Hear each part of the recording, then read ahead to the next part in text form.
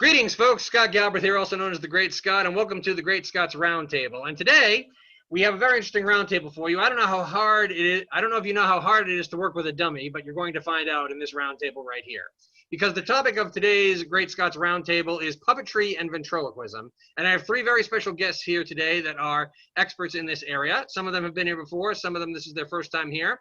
But they're all great guys, and I want to introduce them one at a time and thank them for being here. First of all, we have a gentleman who was here with the Thou Shalt Laugh reunion. He is a Star Search winner. He has performed on Disney cruises. Please say hello to the one and only Taylor Mason. How are you, sir? Hi, Scott. Always doing great. Great to see you. Glad to hear things are picking up for you. Well, thank you very much. I appreciate that. Thank you for being here. I know you ran into some travel complications, so hopefully you can hang around. Yeah. Anyway. I'll stick as long as I can. Thank you. Well, next up, we have a guy who was just on my last roundtable. He was the star of the children's show Beakman's World. He is a Goddard School graduate and was trained in puppetry. Please say hello to the one and only Paul Zaloom. How are you doing, Paul? I'm doing swell, thanks. Well, thanks for coming back here. It's nice to have you here again. All right. And last but certainly not least, I can honestly say in the history of my roundtable, which is only about this past year, I've never had anybody try to talk me out of asking them to be a guest on my show. Because when I told this guy who he was going to be on with, he was like, Scott, why do you want me? I'm not at the level these guys are. Well, this gentleman is a fellow Boston-based entertainer. He's an accomplished musician, ventriloquist. He is also a former teacher and a Berkeley School graduate. Please say hello to the president of Discoll Productions, Mr. Kevin Discoll. How are you doing, sir? Very good, and you? Thanks, Scott. I'm doing all right. Okay, now one of the things that I told all of you guys is that this particular roundtable was bring your own puppets, and I'm somebody who followed that rule as well. This right here is my buddy. This is Blaze the Fire Dog. I was talking to him before we got started here. How you doing, Blaze? I'm okay. All right, so you see what we got here? Oh yeah, there's Taylor Mason. Who's that guy? Remember the guy Beakman with the long hair? Oh, that's him? Yeah. Wow, he's changed. Yes, he has. Okay, and then there's our friend Kevin who works locally here. Hey, Kevin, how you doing? Hi. All right. Well, let's see. Well, can you take a break for just a second? Sure. All right. Let's see who else we got here. I think Taylor has got a friend of his who was just peeking in there. Taylor, please tell our viewers who you got there, please. This is my muse, my inner child. This is Romeo. Hey, Scott. Okay. Hey. Do you want to say hello to everybody? No. Okay, fine. This is my buddy, Romeo. What's with you? Nothing. I'm basically pretty affable. Really? Yes. He's not. There's a reason. No, nobody cares. All right. What is this? It's a round table. Okay. Is that Scott? Yes, that's Scott. To hear that. Nobody wants to hear. I'm sorry. Yeah, that is my whatever you want to call it. I don't use the word puppet. Come back up here. Now come tell everybody what the politically correct name for you is. No, yeah, come on back up here. I don't want to do this. Come on. So, you're not a puppet. No. What are you? I'm a mannequin American. Okay, fine. You're a mannequin American, so get it right. Right. DTC. We're all PC. Okay, I'm going to put you down. That's a microaggression. I don't care. Sorry. All right, Mr. Discoll, we'll let you go next. Who did you bring to show our viewers here today? Talking dog, and when we used to perform at daycare centers and libraries and things for people here in the New England area, I bring Doug the Talking Dog. I remind the children, Doug the Talking Dog will not bite children. He only bites mommies and daddies. Doug, you want to come up? Doug, please come on up. Elvis! No, please, no. I'm sorry. He has this one joke he does. He does his impersonation of Elvis Presley, and kids today have no idea who Elvis Presley is, so I have to tell him. He's a singer that died a long time ago. You want to do your impersonation? Go ahead and do it quickly. Elvis Presley, you got to sing Hound Dog? No. What are you going to do? He just wants to do his impersonation of Elvis Presley. I'll count to 3. You do your impersonation of Elvis Presley? Yeah. 1, 2, 3. That's awesome. That's awesome. Very good. Very good. Thank you very much. I'm good. All right. That's awesome. All right. Paul, who did you bring? This is Mr. Butch Manley right here. Butch Manley. Yeah, Butch Manley. Great. And he's a really good. Don't touch me. All right. Anyway, he's made by Conrad Hart, do I have his right name? Conrad. Anyway, Hearts. Hearts. And he's a martial figure. He's very similar to Danny O'Day, who was Jimmy Nelson's figure. Yeah. And I had him in a show. I wanted to learn ventriloquism because I tried to master all forms of puppetry. And yeah, it didn't go so well. Well, no, I guess not. But anyway, I incorporated it into a larger show called White Like Me, a hunky-dory puppet show. And it was about race and about white anxiety. And this was over 10 years ago. So it sort of predated a lot of the stuff going on with Trump and all of that. All right. Well, I have some questions here. One of the things that I do whenever I do what I call these, connecting people roundtables or talking shop roundtables and stuff, is I like to ask everybody the same question and just go around and have everybody answer it. I want to ask each of you, what was it that drew you each to doing puppetry and or ventriloquism? Taylor, why don't you go first? How did you get into it? My mom, I wish I had a pair of socks to show you. My mom would roll a pair of socks up in a ball after doing the laundry. She also had a saying. Her saying that drove my brothers and I nuts was, she had a million of these. A bird in the bush is worth two in the hand, a stitch in time saves nine, blah, blah, blah, blah, blah. And one of her sayings that she repeated on a daily basis was, start every day with a smile. This is her thing. Start every day with a smile. To her credit, and I always enjoy it. The older I get, the more I enjoy telling the story. She lived that saying, start every day with a smile. She would do the laundry and have a pair of socks, roll the socks into a ball, twist them kind of inside out, and they'd be a sock ball. And instead of leaving the top of one of the sock balls as just a hole at the top of the sock, she would form the top of that sock, that hole, into a smile. So when you would open your sock drawer every morning, there were 10 or 15 smiling fuzzballs, sock balls looking up at you. At the same time that's going on, my family is ag people. And on television, there's this woman named Sherry Lewis who had a sock puppet on her hand that was a farm animal, lamb chop. And I saw that, realized after 9 or 10 years, start every day with a smile, the sock is smiling anyway. So I put the sock on my hand. My grandmother put like a yarn hair on it and sewed a couple of eyes on it, and boom, I had this imaginary friend that came to life. And so that is how I got started. I'm self-taught ventriloquist. I didn't know there was a ventriloquist association that there is, and very, very, it's vital and just great. I didn't know anything about that as a kid. I just was alone in a room with a sock until my dad got tired of watching me talk to a sock in the mirror so that I wouldn't move my lips. So at the time, there was a plastic-headed Jerry Mahoney puppet that had a pull string. The string to operate the slot jaw mouth was plastic, was in the back of the head. But my dad and I took the whole thing apart, rebuilt a body for it, and put a stick, the way a lot of these, like block and mortar, head rests in a swivel, and you have a stick so you can move the head around. Similar to the figure that Paul is using here today. This was much, much smaller and nowhere near as professional as the Conrad Hart's figure that Paul is using.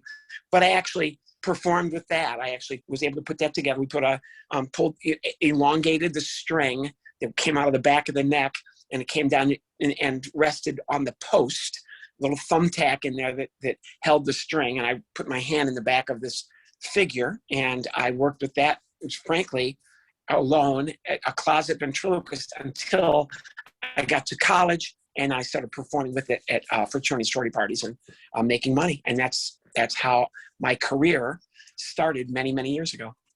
Well, very good, very good. Now, Paul, I know that you studied puppetry at your alma mater, Berkeley. Was that how you got into puppetry, or was there an interest before that? I'm sorry, no, Berkeley. I said the wrong one. Goddard. Berkeley is Kevin's. My bad. At Goddard College. My apologies. Yeah, Goddard College, the Bread and Puppet Theater was in residence there, and I got involved when I was 19, and that was well over 50 years ago. I'm still associated with the company. It's based in Vermont, and it's kind of a neo-German expressionist avant-garde puppet theater company. And so that's how I got into it. And I've made, I don't know, 16 solo puppet shows doing shadows. I have a Punch and Judy show, a gay Punch and Judy show called Punch and Jimmy. I did catalogs. It's great. The Turkish and Greek tradition, catalogs, shadow puppets. Yeah. I adapted that and did a show about that called The Mother of All Enemies. Found Objects I started doing in '77, and then it became a thing called Object Theater, where I animated different junk and trash and stuff like that. And then, you know, rod puppets and marionette here and there. I'm currently making films with Santa Claus figures from the 60s, like little kitsch figures about different political stuff. Working on one right now about the Great Pacific Garbage Patch. But the vent thing is particularly interesting to me, and I don't really understand why, because it's very different than the rest of the field of puppetry. It involves, I don't know, it's just very interesting. The idea of the disembodied voice and the throne voice. And there's a current show actually at Los Angeles County Museum of Art about ventriloquism called Not I. And it's, they actually have a Frank Marshall figure in the show, an early Marshall figure that's really amazing. But it's not really about ventriloquism so much as sort of artistic interpretations of it and use of breath and otherness, and ventriloquism really got started back in the day when the Greeks had the you know, the oracles, and the priestesses and priests would throw their voices. Yeah. And people, you know, they would make predictions and stuff like that, and people bought it because it was something they weren't familiar with. So it's very interesting technically and psychologically. My favorite vents are, I love Senior Wences.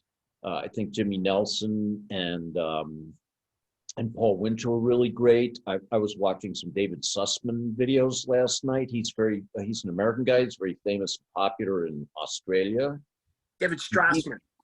Strassman, what did I say? Sussman, same thing. But, yeah, you're right. Strassman, yeah. And I knew I him got his back college wrong, so don't worry. I got your college wrong, so we're all making mistakes here tonight. Yeah, I knew him back in the Westbeth Theater days in New York in the early 80s, and he was doing vent back then. But he's really interested in exploring, you know, the sort of psychological ramifications. And then there was Charles Ludlam of the Ridiculous Theatrical Company. Oh, yeah. His figure was called Walter Ego. And, Yeah. And that figure is actually at Vent Haven. And then also just really interested in the whole culture of how they were made and who the makers were. You know, Marshall worked, I don't know whether it was with Mac or with McElroy, I never remember. But they were Mac and McElroy, they were two of the great makers of vent dummies before Marshall.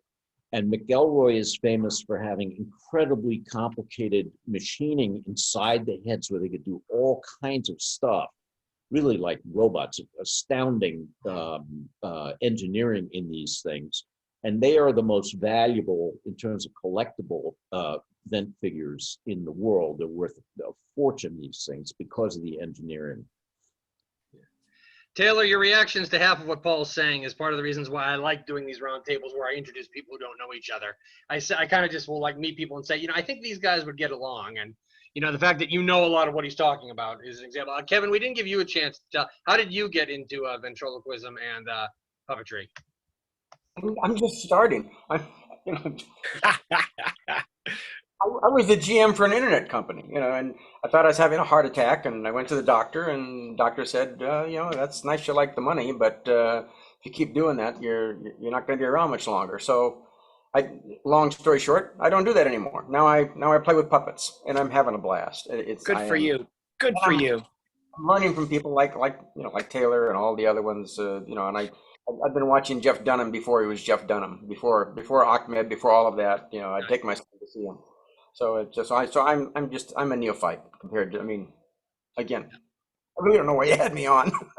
It's okay. No, I had you on because I like to have people on here who are, as Mr. Miyagi would say in Karate Kid, different but same. You know what I mean? And I think we got a lot of different but same. Yeah, Well Kevin said. was saying, why are you having me on with Taylor Mason? He's done cruises and I do schools. And I'm like, that's why I want you on. I don't want three guys who do all the same stuff. I want people talking about different areas of this. Which brings me to my next question here. Okay, just out of curiosity, do you guys prefer, what kind of puppet do you prefer? Now, Paul, you can answer just about anything for this based on what you just said. What kind of puppet do you prefer? Do you prefer a ventriloquist dummy? Do you prefer one that you can actually operate the mouth? What's your preference and why when it comes to choosing your puppet? Well, my own inclination in terms of the vent figures, probably because of my youth, I like the archetypical, what they call a cheeky boy, which is what Conrad made for me here, and they're just culturally iconic in terms of my youth. Like I said, with Jimmy Nelson and Paul Winchell, both of them had Frank Marshall figures, and I just really like the classical cheeky boy figure and that personality. And these things, if they're carved out of wood, they're incredibly beautiful. This figure only does a couple of things. His eyes move, his head moves, but you can get some of this lateral movement and then this mouth movement. A lot of vent dummies, more complicated ones, they have an upper lip that will move, they'll have eyebrows, they'll have eyelashes, all of that very complicated stuff.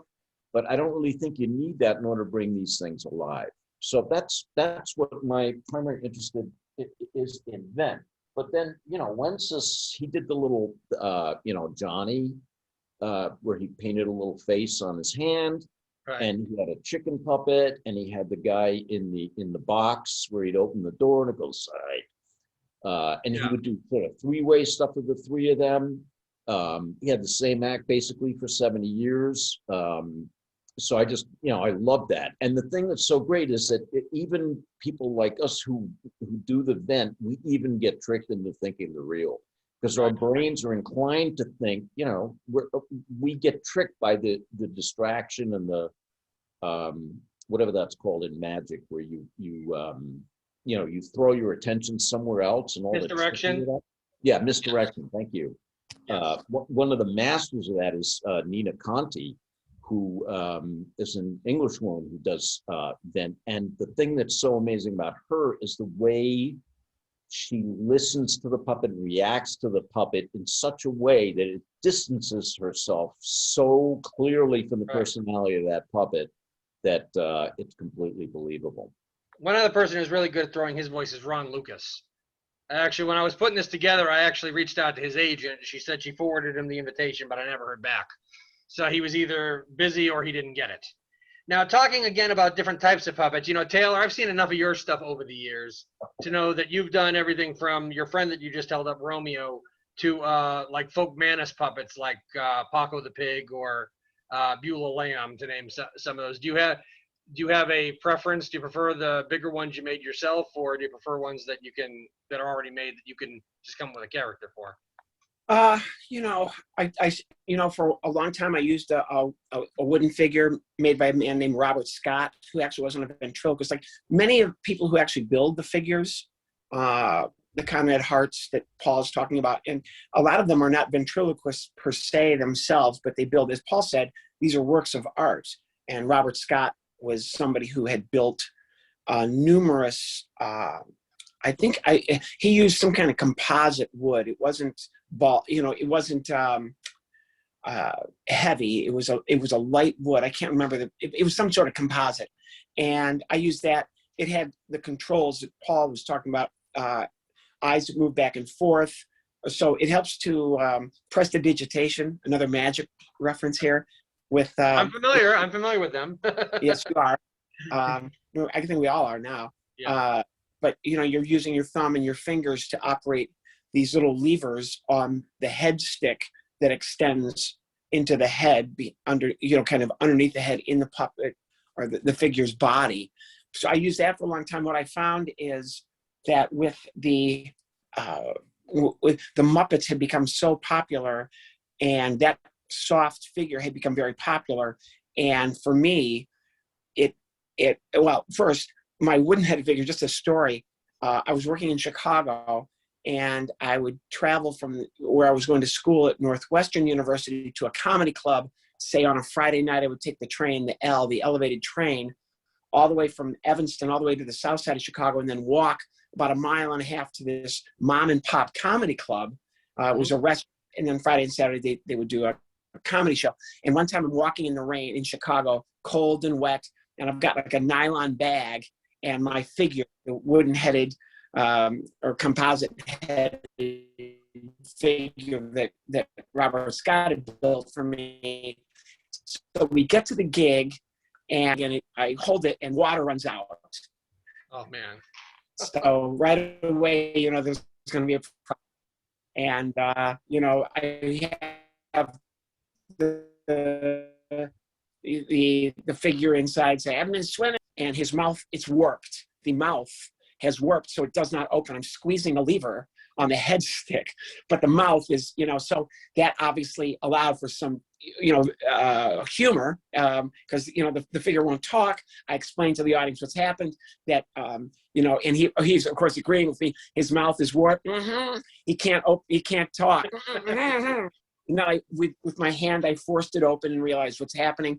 So on the way home, that I remember thinking on the way home, I've got to find a different way to do this because I'm so disorganized. And I talked soon after that with a woman named Marianne Taylor, who is another, these figure builders, and there are many, many talented, figure builders across the United States and around the world, as I found out over time. She just happened to be one that I worked with, and she started building figures. I've worked with her for many years. I built figures on my own out of, anything. Paul was talking about, I just found objects. I've built figures literally out of socks, Clorox bottles, tin can, whatever it is, so I've worked with lots of different ones. It doesn't really matter to me, to be honest with you, except the soft figures I found easier to travel with, great for children's programs. Yes. And even for programs.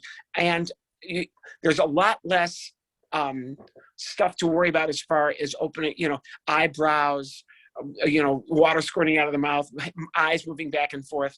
With the soft figures, you're basically maybe the eyebrows and the mouth, and now everything else is on you as an actor. And this is interesting too, because a lot of it is, for a ventriloquist, a lot of what you're doing is you're literally writing a script, and then you have an actor. So I really related to what Paul was talking about when he said, that they kind of surprise you. These figures surprise you because they are actors, and they, you're directing them. And the great thing is, at least for me, they always show up on time. They don't use and do the lines exactly the way that I want them to. And a lot of times they improvise stuff, and you're like, oh my God, I got to get that in the act. Yes. So Kevin, you had a couple things there before we started. You showed us your dog, but you have like a ventriloquist dummy there as well, or do you have something ready to show us there as well? What's that? Oh my. Oh, there you go. Yes. Who's that? Your senior Wences. I like them all, and I like, obviously my figure Jerry is what I started with, but again, I defer to the experts here. Okay. Well, I have good news, guys. I think you have a Marshall style figure that I saw on your website. Is that right, Kevin? I couldn't afford it. I got it on eBay, but and who made that figure? It was a kit by the guy that died. The name is he just died recently, and then somebody else painted it. So again, eBay. So Well, I'm happy to tell you guys that we're halfway through the questions there. So one of the things that I want to ask, let's say that somebody is watching this roundtable and they want to try it for themselves. Any tips as to what is the best way to learn ventriloquism? I know that when one of my colleagues recommended I watch Steve Taylor's Voicing Your Dummy or Fooling Your Dummy, and I found those kind of helpful. Any advice? If someone wants to learn how to do I would ventriloquism? say you can, I wrote a book called The Complete Idiot's Guide to Ventriloquism. It's available as an ebook now on every platform you can name, that to this day gets lots of I get feedback from it. You know, I had somebody email me today just questioning as they get started with ventriloquism, a little girl named Sarah, Complete Idiot's Guide to Ventriloquism. It was interesting because as I wrote the book, I've learned a lot about ventriloquism. Just as since we're talking about figures and everything else that, you know, that's going on, I had to do some research about it, and it's very interesting because right now the book is 10 years. It's been 10 years since it was published, but as I was doing research, ventriloquism is more popular today than it's ever been in I called it the Golden Age of Ventriloquism right now, because as I learned, every cruise line has a ventriloquist, every comedy club has a ventriloquist, all the showrooms in Las Vegas have either used or are currently using a ventriloquist. America's Got Talent at the time only had one winner, but has since had two more, and they've probably put 20 or 30 ventriloquists on the show who've done very, very well. And there are just a lot of people. The ventriloquist convention draws a huge crowd, and a lot of people who are every level. And one of the cool things about the ventriloquist convention is it doesn't matter if you're a beginner, if you're a working ventriloquist, or if you're a professional and you're selling out arenas. Everybody kind of rubs shoulders, and there aren't any 6 degrees of separation. There's about 2 degrees of separation, which is another, and it's a very supportive, giving, gracious group of folks. So I guess for me, that would be one place to start, would be read my book, or I'm not the only one. There's lots and lots of videos. I think if you just Google how to learn ventriloquism, you will find, in addition to what I've done, lots and lots of people who have published something or have video out that you can purchase or even download for free and learn how to do ventriloquism. Well, Kevin, since you said during the first round of questions that you're just starting out, since you call yourself a beginner, any advice for people who want to get into this, or any like how did you pick it up? Did you just kind of teach yourself, or? Well, initially, I went on YouTube like Taylor suggested, you know, and then again, I'm just starting, but you know, you can start with something as simple as your hand, or just take a ring and affix a googly eye, you know. Yeah. Oh, like this is Igor. How do you spell that? With one eye. You know, I used to do something similar. I used to do something similar. I'll use my regular glasses here because I don't have a pair of sunglasses handy. But anytime I would tell people that I was getting into puppetry and ventriloquism, I would take my sunglasses. And actually, Paul, this is based on the scratchy character Mark Ritz used to do on Beakman's World. Was my inspiration for this. I'll put my glasses right there, and I'd be like, "Excuse me, yeah, look, how you doing? Oh, and look, how are you? What's your name? Cool. My name is Shades.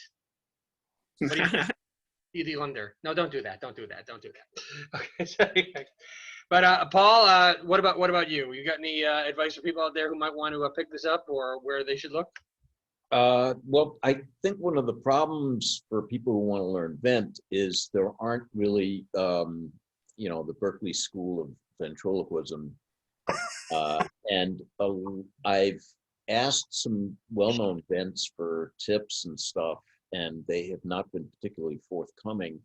So it is kind of you do have to educate yourself. And the best way I know of is to try to get a lot of different sources, because there are a number of different books. I have one book that was published in 1904. And I have just a whole bunch of books and videos. And what's interesting about it is they can explain how to do the same thing in many different ways. And that can be very helpful, because there's no one single way to do it. A lot of different vents have different ways where they put their tongue, how they'll articulate a B or a P using their tongue and their soft palate. The same with the distant voices and the way they describe that. So the technique I found was just to get a lot of different books and read them all, and then practice, you know, which is the hardest part. You really have to rehearse a lot. And I found that before I did the show, I would always have to do a run through right before the show. I learned that the hard way. You just have to run through the act a bunch of times, as close to the actual performance as possible, to sort of get into that rhythm. And finally, it's really, the lip control and the misdirection, all that, those are things that can be learned, but it's always the same thing. Anything in show business, writing the stuff is the hardest part. The concept and the writing and the integrity of that, and why are you doing it? What's the purpose of it? That is the part that is always bedeviling with this stuff. One thing I noticed is that when I was doing some of my studying, like, for example, I mentioned Steve Taylor earlier. He does what, and I think, Taylor, I think you might fall into this category as well. I jokingly call it lockjaw ventriloquism, where you kind of tilt your mouth like this and make sure that, so that your jaw doesn't come open and you talk like this. But I noticed that Ron Lucas, and even, I'm sure you guys all know who Wally Bogue was. He put out a birthday kids video where he was teaching some very simple ventriloquism. He did it different. Rather than closing your jaw like this and letting sound through, he would suggest that you hold your mouth like this so that it's actually open and let the voice come through that way. So I saw two different, growing up, I saw two different styles kind of described or taught. One thing I wanted to ask you guys real quickly here, I think it goes without saying that, there are some people who find ventriloquism and working with puppets odd or out of the norm, so to speak. I was wondering if you guys could give me, there are times in any entertainment where, you're just in the zone and you bring down the house. And then there are times when you find that audience that just doesn't get what you're doing. It's not your fault. They just, don't get what you're doing. I was wondering, in your experiences doing shows with puppets, can you give me an example of one of the best shows you ever did and one of the worst ones you ever did? Just because of like something that happened. So like one you look back on, just say, oh, that went great, and one said, oh, that didn't go well at all. So I worked in piano bars for a couple of years, much too long, and this is back with when I was using my hard Robert Scott composite hard figure, classic slot jaw figure, and I used to sit this guy, his name was JP, on the piano with a big Panama hat covering his face. And it was a classic piano bar called Henrice's in the suburbs of Chicago, Oak Brook, Illinois. And the same drunks came in every night and asked for the same songs. And my ventriloquist figure from underneath his Panama hat would heckle the people sitting around the piano. You can't sing. This guy every day comes in and asks for Mood Indigo. He's never gotten it right. He still doesn't know the lyrics. How can you not know the lyrics when you come in for a year, sing the same song? And I know the lyrics, So this guy was drunk and pulled the head out of the body. So if you can imagine, the is in the like I said, the mortar and pestle, it's in its little groove there. He was so upset, he grabbed the head with the Panama hat on it and threw it against the wall at Henrice's, smashing it, broke it. Another reason to go soft figure, frankly. And then the guy, fell apart. He went, oh, what have I done? I'm so sorry. But for me, it gave me a bit that I do in my act to this day. I still do it. I exaggerate about it a lot, but I put that as a routine. And to answer your other question, best shows, for me now, when I just worked at a comedy club in Erie, Pennsylvania, Keller's Magic and Comedy Club. Really nice room. And I draw my own crowd when I play. So it's a lot different now. The people come, they pretty much know. They'll tell me after the show, how come you didn't do the Flintstones theme song? Well, I haven't done it for 20 years. I don't do it in the show anymore. People will ask, where's Colonel Cornelius? I used to have this ventriloquist figure, soft figure. It was an ear of corn, yes, named Colonel Cornelius, and he would go, his whole thing was puns. He was puns. It was 5 minutes of puns. Mm-hmm. And which led to I want to do a routine, a pun. I want to have a figure that's the pun slinger, right, based on like a cowboy. Just instead of shooting from the hip, he's shooting from the lip, and it's all puns. But based on Colonel Cornelius. So there's two examples. Yeah. Well, actually, something that I do in my Fred the Farmer show, which is mostly a daycare center show. I have all these barnyard animal puppets. My segment with my cow puppet is actually inspired by your Colonel Cornelius routine. It's just as many dumb cow jokes as I can think of. Like a lot of them. She's an actress. Oh, look, she's doing a milkshake. Oh, now that's her impression of beef. I hope you think this has been a moving experience. Yes, I am milking these jokes for all they're worth. You know, basically just every dumb cow pun that I can think of. Kevin, Paul, either of you want to take that question that Taylor just answered? I'll defer to Paul. Well, the worst. I guess I was doing a street fair in Hell's Kitchen in New York in the early '80s, late '70s, and I was doing a found object show on the street. And I remember at the end of the performance, a guy turned to his girlfriend and said, "Well, it's just another acid burnout," and walked away. That's a compliment. That's a compliment. You should have said, "Thank you very much, sir. It's $100 to be an acid burn." Yeah, that's hilarious. Yeah, I mean, it was definitely worth it because I wasn't offended. I just thought it was hilarious. Oh, that's great. The best, I mean, I've had a lot of really wonderful experiences. I think playing the Brooklyn Academy of Music, which is like a 2,000 seat house for the Bessies in the early '80s again, right in the middle of the whole Jesse Helms censorship thing with the National Endowment for the Arts.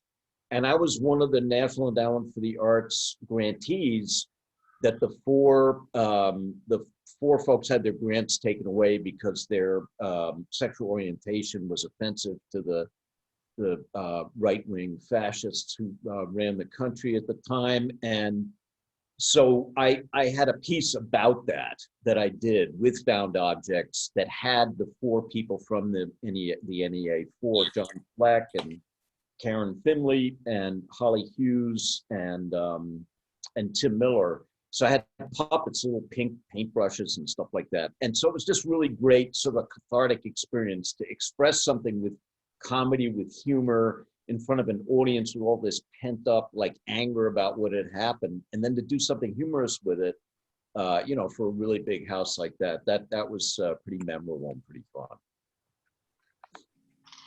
Kevin, that just leaves you.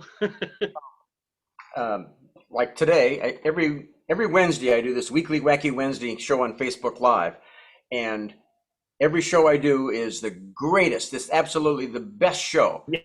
When I go back. Then when I watch the video, it's the absolute worst show that I ever did. That's my career right there. That is my career right there. Good for you. Yes. Yeah, I feel that way about these roundtables. I do. Paul, the Beak Mania section on the reunion. What was I thinking? I have no idea. Anyway, I just want to interject. Like, one of the things, I have a friend named Alan Gooin, who is a puppeteer I knew from the New York Puppetry Guild when I was a member in the '80s.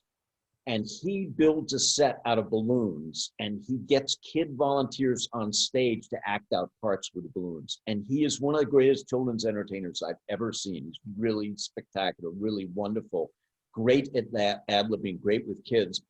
And I saw him at the Omega Institute in upstate New York, where I was doing shows with kids in the cast. And he said something about dealing with kids when they would pee on stage. And that had never happened to me because I do live Beekman shows based on this TV show I was in. So I would do live science shows with kids, no puppets. And it actually happened to me once where a kid did pee, and it was just really interesting figuring out a way to do it. I moved all the action downstage and got the kids in such a way that you couldn't see the puddle of pee on the stage, and just kept going, and said at one point to the kid, I think it maybe makes sense for you to take your seat, and I don't remember how I did it, but Alan sort of warned me. He said, it's going to come, it's going to happen someday. Been there, done that. Yeah. Okay, as long as we're going to do peeing on the stage, one of the first shows I ever did for Disney, I have a little girl on stage, and she urinates as she's performing. I'm actually I bring the kids on stage and have them perform with me. And it's always fun. It's always funny and a lot of high energy. But she was so upset. You got 2,500 people in this theater, Walt Disney Theater. So she urinates. But to Disney's credit, and she starts crying. So and I said to her, don't worry, I do the same thing every night right before I come on stage. So nobody in the audience knew, just because of the way the stage is set up, that this was going on. So we finished the show, and then to Disney's credit, they take her off backstage, got her a change of clothing, and gave her a bunch of free stuff. So she was, it turned out to be, tragedy turned to fun, I guess you could say. So, and as long as we're telling pee on the stage stories, that would be my first one. Oh, I wasn't gonna share one, but given all the daycare centers and birthday parties I've done over the years, that's why I said been there, done that.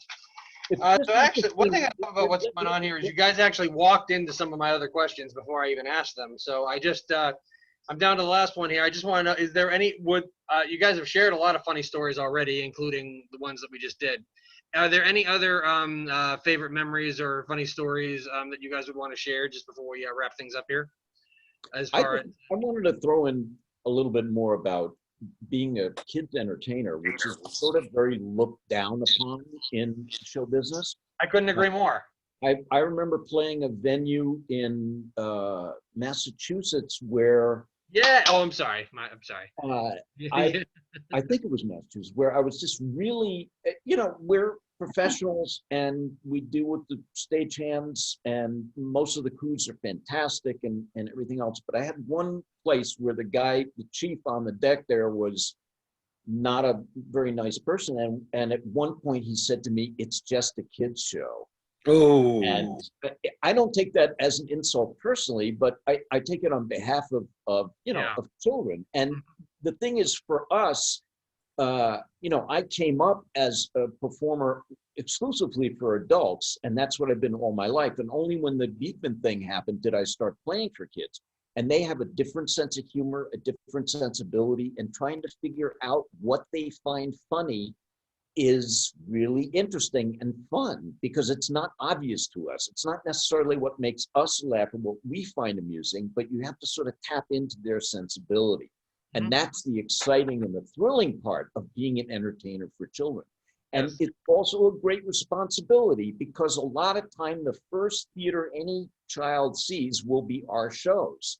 And, we want them to come back to church, and we want them to be devotees. And so our shows better be really, really good and really knock their socks off, because we need the customers, we need the asses in the seats. And so that's an opportunity, and it's a great gift. It's wonderful. It's wonderful. Paul, just to tack on to what you said there, I spent my longest standing restaurant gig as a table hopping magician was for a company called the Hogan Company, which actually is the biggest McDonald's franchise owner in all of Massachusetts.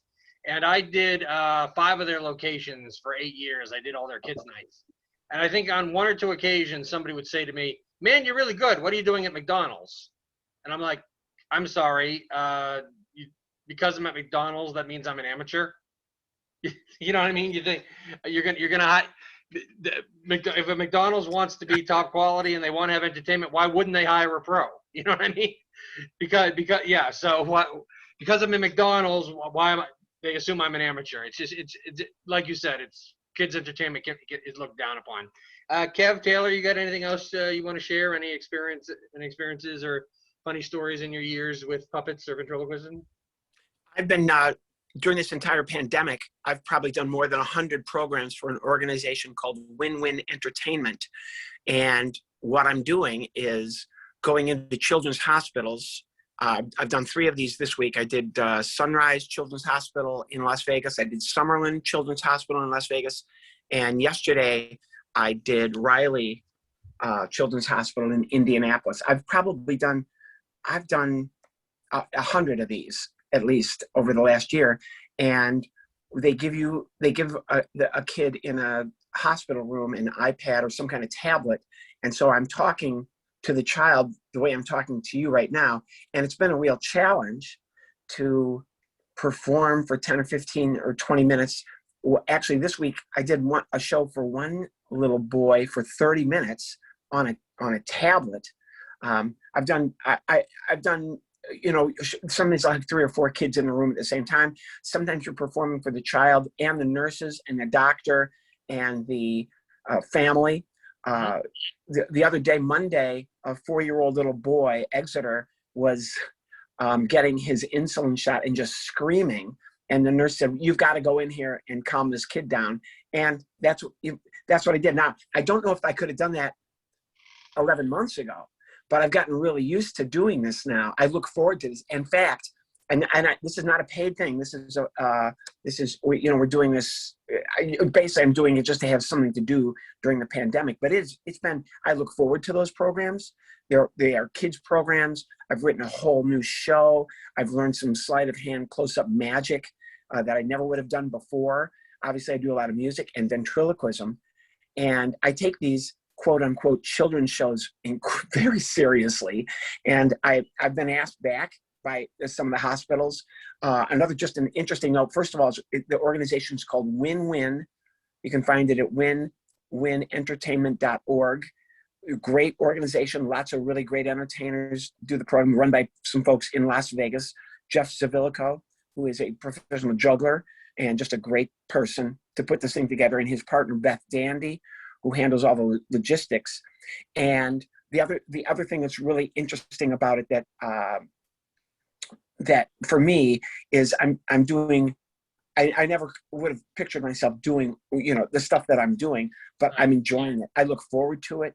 It's a lot of fun. I've been forced to use Zoom, Facebook Live, WebEx, Microsoft Talks, Google Play, all the different. One of them is called Discord, because I guess discombobulated was taken, so they came up with this name.